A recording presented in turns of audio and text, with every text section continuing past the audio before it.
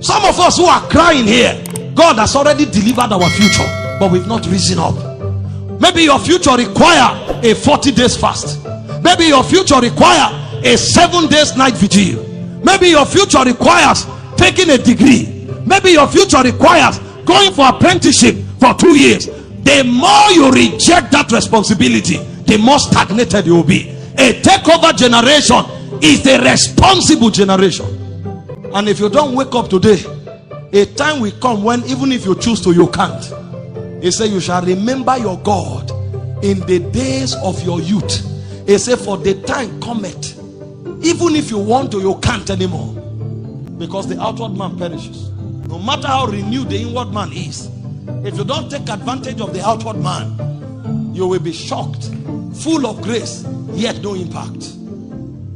We need to really see, you give people responsibility as simple as sweeping the floor. They can't get it right. Somebody lives in my house. I don't sleep early. I go to bed sometimes 2 a.m., sometimes 3 a.m. because I am more active in the night. Simple instruction. Every night before you sleep, since you snore by 10 p.m., bring water here, put this one here. I remind him every day. Bring water. I remind him every day, yet he doesn't get it. And I say, how can you take over your generation? You are already programming yourself to be a servant. I built a house, I put you there, I pay your school fees, I give you everything. Your only responsibility, you don't even wash my clothes.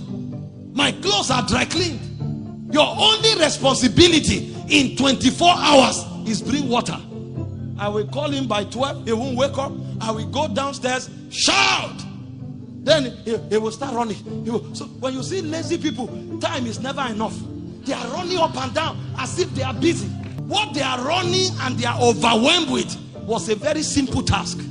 But they didn't have responsibility mentality. When you see a takeover generation, they don't just take responsibilities. They build systems and structures around it. It's almost on auto mode. You see greatness, you think is a joke? You go see the administration. See the accountability. See the rigidity. See the structures. I tell my people, no matter how powerful a vision is, it can never be immortalized until it is systematized. People are irresponsible even over what they see. They wake up in the morning, they are scrolling phones, storing garbage in their soul, and they are wondering why they cannot be strong. Responsible generation. Job said, I have a covenant with my eyes, I won't look upon the virgins. So he wasn't living righteous by chance. There was a responsibility that made it happen. Jesus said, I must walk the walk of him that sent me while it is day. The night cometh when no man walks. So he was not impactful just because he was anointed. You have his anointing. Do you have his responsibility mentality? Bishop David Oyedepo said, they told him, when do you rest?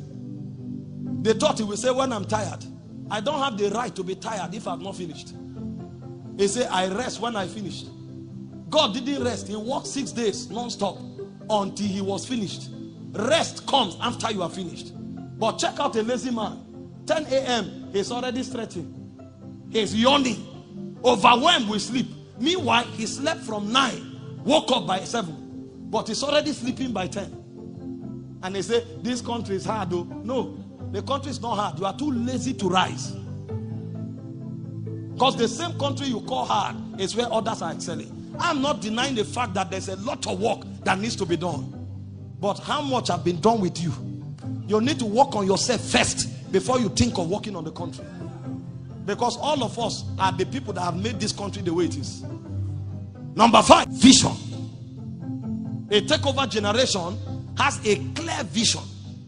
If you don't have vision, you can't take over. Only those who have vision takes over. Habakkuk 2 from verse 1 to 2. I will stand upon my watch and see what he will say to me. And he said, write the vision, make it plain upon tables, that he might run that reads it. If there's no vision, you are running nowhere. You only run after the vision is clear. I tell my people, if you are in the wrong direction, speed is not an advantage. So vision must be clearly isolated before a generation can take over. In Proverbs 29 verse 13, it says, where there is no vision, the people perish. The outcome is already known. Don't waste your time praying. If you will pray, get vision first. If there's no vision, the people what? Perish. So every takeover generation has a clear vision where they are going. They have a clear strategy on how to arrive there. Nothing happening spontaneously can last. I watched a video recently and they were comparing discipline and motivation. The motivated guy took over. After a while, it was like this. The disciplined man was moving until he reached the end. You need vision. Some of us are spontaneous. After 3 months, you rise up. You are praying in the night. You are all over the place for 1 week. Then you shut down for another. No plan. From month 1, month 2, month 3, month 4, 5 until December. But you are hoping, full of faith, that when December comes, even my enemies will know that God has helped me. You will squander God's help. We need vision. Ask 10 young people, sir, what is your vision? You'll be shocked that 9 don't know where they are going. They are just floating in the system. They don't know. Go and read, whether in the kingdom or in the secular world. Everybody who made impact had clear-cut vision. That's what determines the direction they went. That's what determines the discipline they put on themselves. That's what determines the friends they made. That's what determines the women they married. My vision was what inspired who I married. I knew ladies that will show up fingers like long as a fork. Hands are hanging like this. Eyelashes long. There's nothing wrong looking beautiful. But where I'm going, I need a rugged person. When I'm not around, I need a woman that can double as a man to raise kings and prophets for me. I was not looking for a woman who her word ended with her fingernail. No information. I was looking for a woman that can engage me at the same intellectual frequency. Not a woman that all she has is her body. They wake up, they are walking like I'm going somewhere, sir. When I'm not around, I need somebody that can talk sense to my children, so that when they rise as kings, they rise as prophets. That was what motivated the kind of person I loved. People who don't have vision, they are peripheral. And then there are ladies who are full of vision, and a man shows up, opens 4 buttons with big chest, walking with chest. Is it his chest destiny? A woman with value systems. Some have degree, masters, PhD. They have business plans, and you show up, all you have is chest with VS. You cap the line, it's like razor blade. Look handsome, that is good. Gene, be healthy, that is good. But what do you have here? The woman is looking for a leader who will take over from her father. Her father taught her values. Her father gave her education.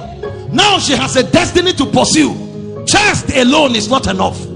I have nothing against fingernails, nothing against good looks. My wife is beautiful. I have nothing against big chest. I have nothing against Jimmy. He's healthy and looking handsome is good. But destiny has a greater value on the scales. I tell my people from the beginning, the nobles marry for kingdom, not for emotion. We have an agenda. But if you don't have vision, any Jezebel can become your wife.